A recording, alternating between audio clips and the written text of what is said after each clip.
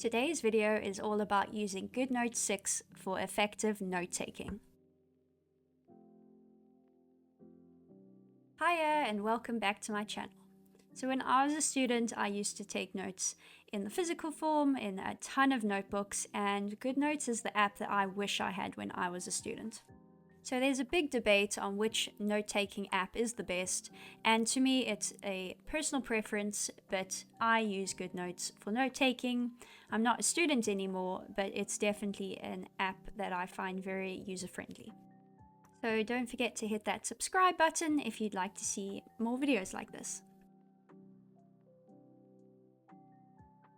Click on the plus button and then select Notebook. Once we have this window open, you have the option to name your notebook, and then you can choose a cover from the templates that are included in GoodNotes. And then you can choose the type of paper that you'd like to use. You also have the option to choose the size of the paper, and this is for both the portrait and landscape settings. You can also set up a custom size for your notebook if you'd like to do that. By default, there are 3 colors of notepaper that come with the app.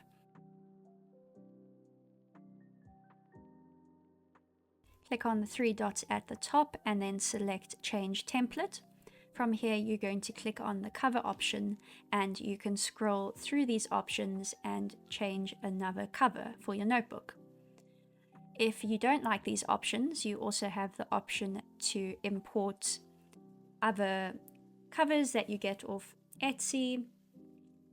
I've in fact included a whole set of covers like this one where you can go and personalize it.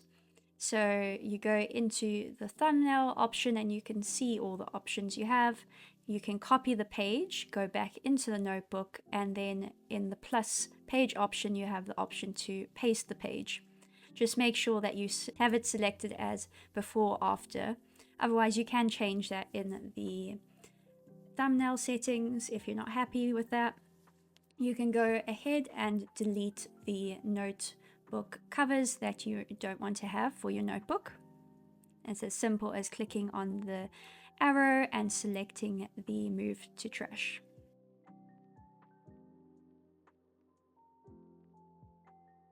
Click on the 3 dots on the right, and from here you have the option to choose your scrolling direction as horizontal or vertical, and that depends on how you like to scroll through your notebook.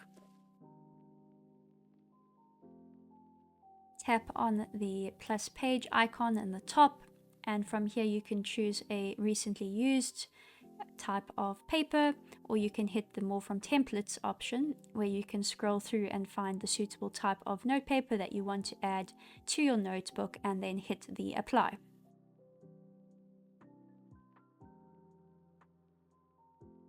Here are some hex color codes that you may like to take a screenshot of for reference for creating your own custom color backgrounds.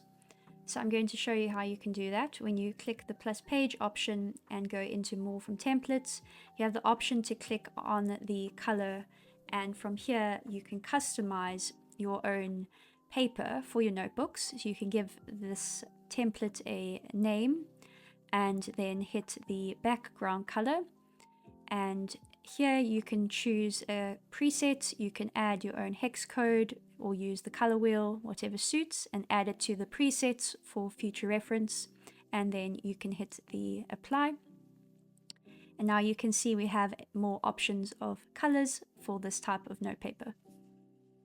You can also go to the website Colors, for example, and screenshot a color palette that you'd like to use, and then you can easily import this into your GoodNotes notebook for reference for pen or highlighter colors, or even for grabbing the hex code to change the background color of your notepaper. Now don't forget to take advantage of the new rectangular lasso for selecting and moving about different objects.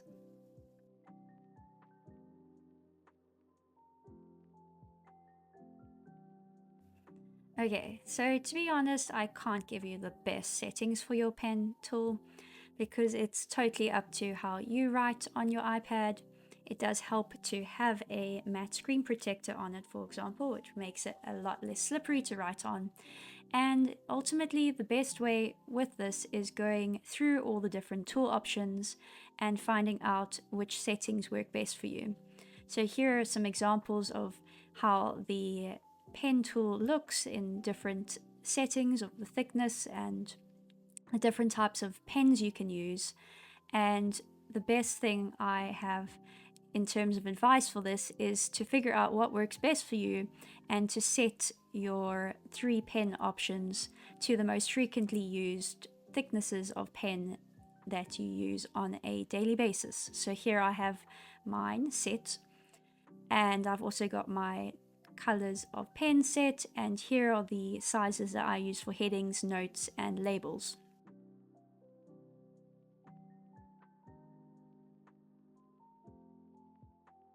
One of the reasons why you might want to switch from Apple Notes to GoodNotes is that you can import your own custom fonts. So here are some of the fonts that I use frequently, and we have serif fonts, sans serif fonts, handwritten fonts, and more decorative styles.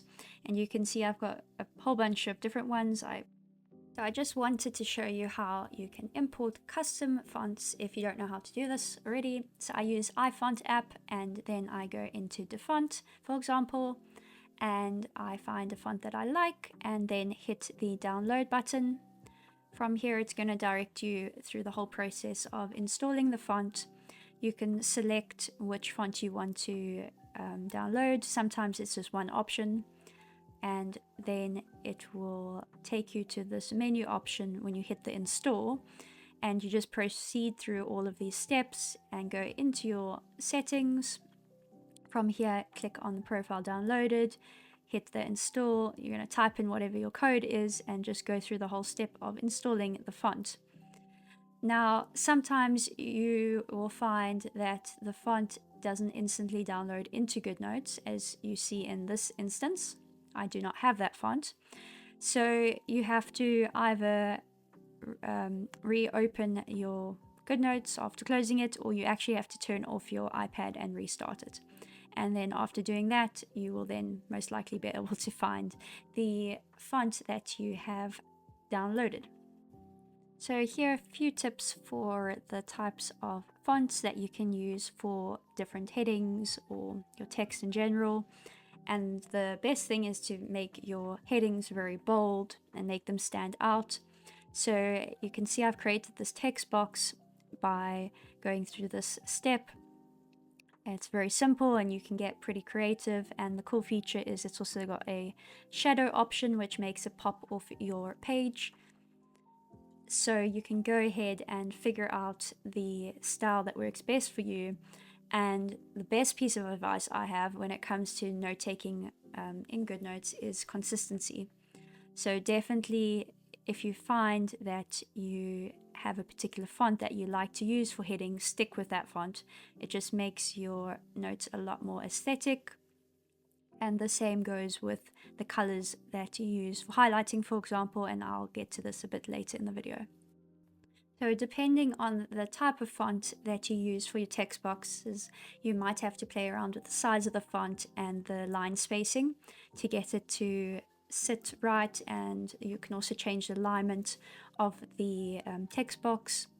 So play around and figure out what works best for you and the style of note-taking that you want to have. You can also use digital stickers or labels to make your headings pop off the page as well. So that's what I've done in this case. I've got an element which is a label. It's best to use a simple and clear type of font for your general notes that you're going to make. So in this instance, I have suggested 2 types that are pretty legible, and then when it comes to any additional info, you can get a bit more creative with that, and that information will then pop off your page pretty well. For effective note-taking, I also suggest that you select and stick to the same font for these sorts of headings. I cannot emphasize enough how abbreviations have saved me so much time when it comes to note taking. So I'd suggest in the beginning or at the end of your notebook, you have a page where you break down all the abbreviations you use in your notes and what they mean. Because when it comes to studying, sometimes you write notes really quickly and you have no idea what you've said. So abbreviations, definitely a must.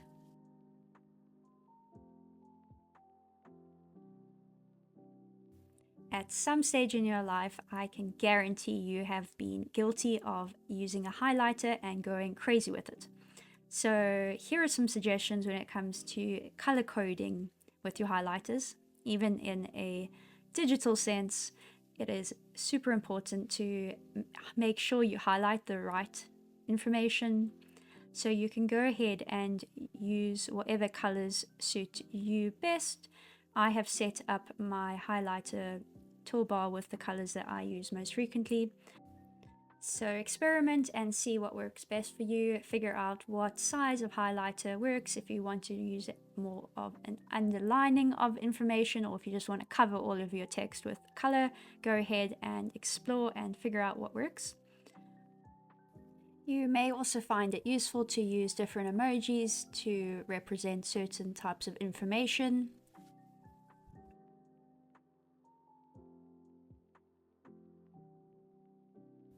You can get really creative with using stickers in your notes. Just make sure that you don't go over the top and distract yourself from the main point of creating your notes. So you can use sticky notes for writing down key concepts and tasks reminders.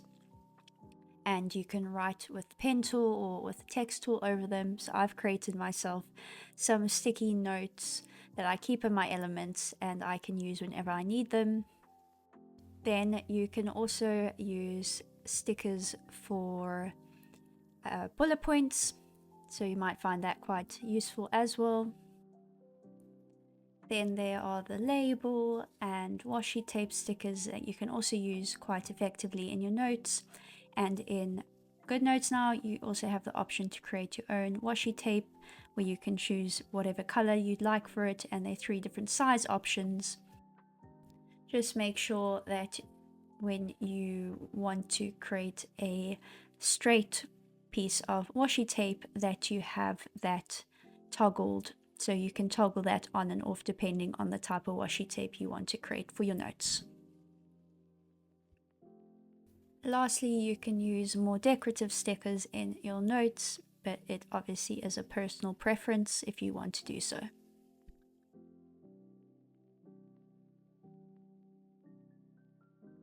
If you want to keep on top of where your notes are within a big notebook, it's very useful to have an index page. Within GoodNotes, you can create your own index with hyperlinks. So just make sure you are in read-only mode to be able to access these easily. You can create a piece of text for yourself and add a link that will take you to a different page within your notebook. You also have the option to find your different notes by going into the thumbnail section and navigating from there. And another way in which you can easily find different notes, especially important notes, is if you add a bookmark to it.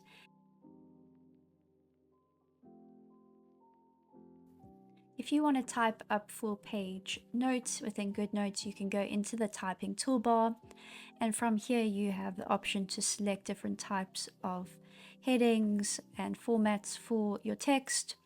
You won't be able to change your type of font, but you do have access to different colors and all the other features that you would need to be able to type up full page notes. It's worth noting that you can in fact go and change the type of template that you're typing on, but that there are certain templates that work well for this setting, such as if you're changing from line to a square or grid paper. But if you were to change it into a Cornell note paper style, you'll see that it doesn't quite align correctly. So you just have to play around and see what works best.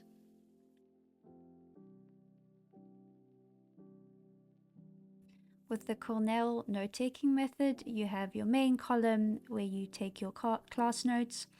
The left column is for comments, questions, or hints, which you write down after your lecture.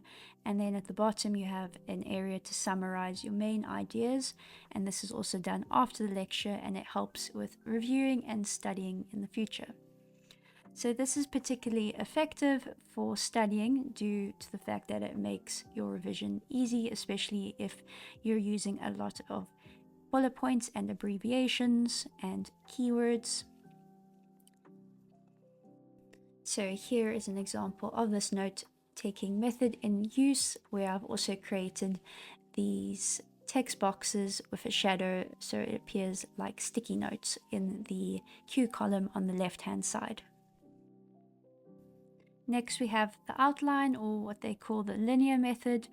This is a way of structuring your notes into topics, subtopics, and it is great for planning your projects, for creating summaries, or quickly jotting down information, but its structured and logical form may not be suitable for when you require diagrams or any sort of visuals within your notes. And here is an application. I've just highlighted the structure with your main topic, subtopic, and the information underneath. Within the typing toolbar, it's also very easy to indent your information for this method by using the icons at the bottom of the screen, as I will be showing you here.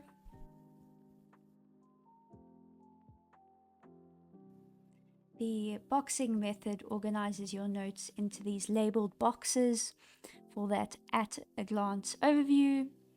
It's really easy to set up within GoodNotes, where you can use your text boxes to create this sort of format. Next up, we have the box and bullet method, which simplifies complex ideas by organizing them into your main ideas and then your supportive details. You can easily create your bullet point by hitting the hyphen and then the space bar to create that automatic bullet point. Use the charting or table method of note taking, where you have a table of comparison. You can draw this up using the pen tool, or you can in fact import a table from your Apple Notes or from Keynote, and the information within the table can be formatted and moved about as needed.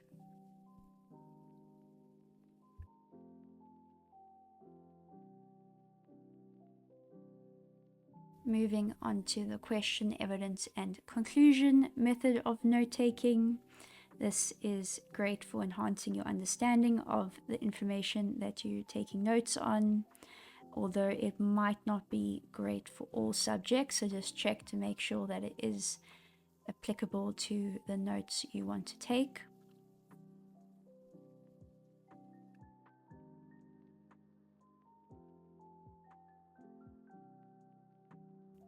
The question answer split page method organizes questions and the corresponding answers on the split page setup, which is great for easy reference and study purposes.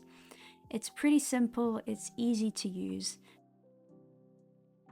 And with the new washi tape feature that GoodNotes has introduced, this is also the perfect method for using it, because you can hide the answers and test yourself.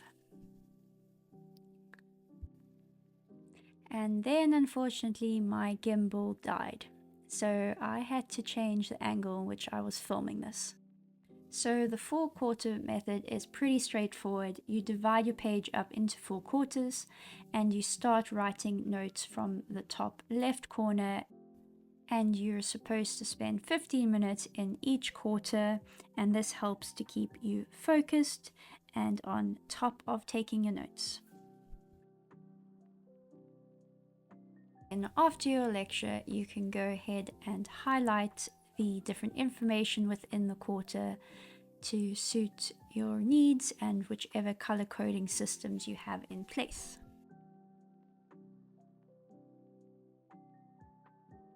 I know that some people like to use more visually appealing sorts of note-taking to be able to remember the information they're documenting.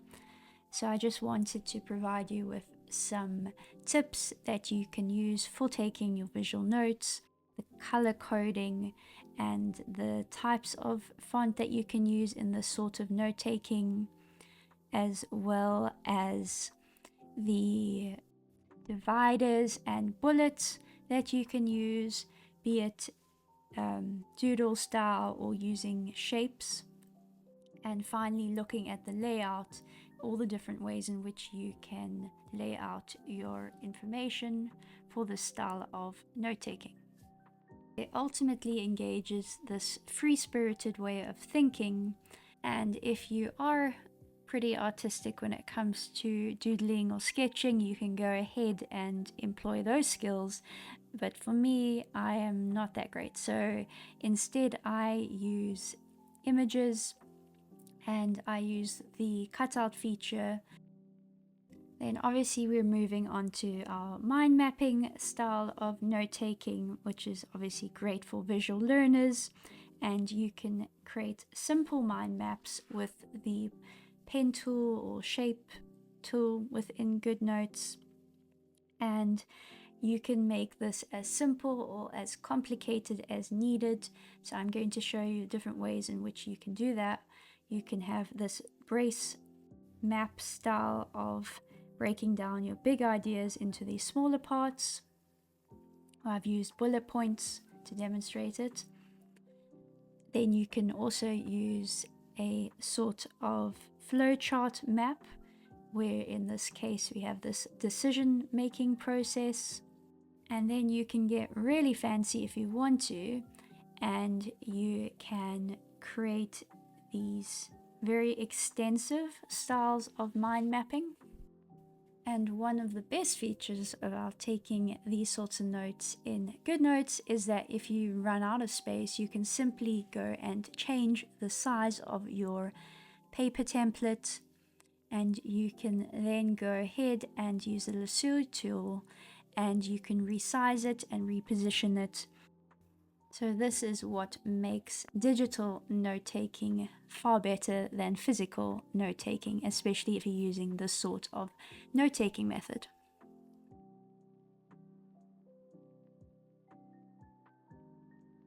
There are a few ways in which you can search for your notes within your notebook. You can do so directly within your notebook by using the search icon in the top left, and from there you can identify the information.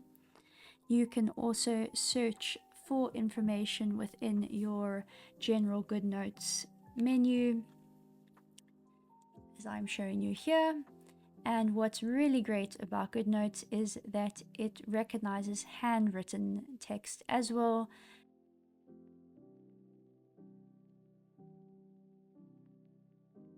You can easily go and highlight or write on any PDF document or your lecture notes, which is a really cool feature.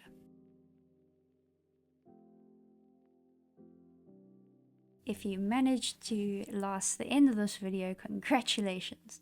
I know it has been a long one, but I wanted to give you this free hyperlinked notebook for you to use for your note-taking, be it for your studies or just general notes for work.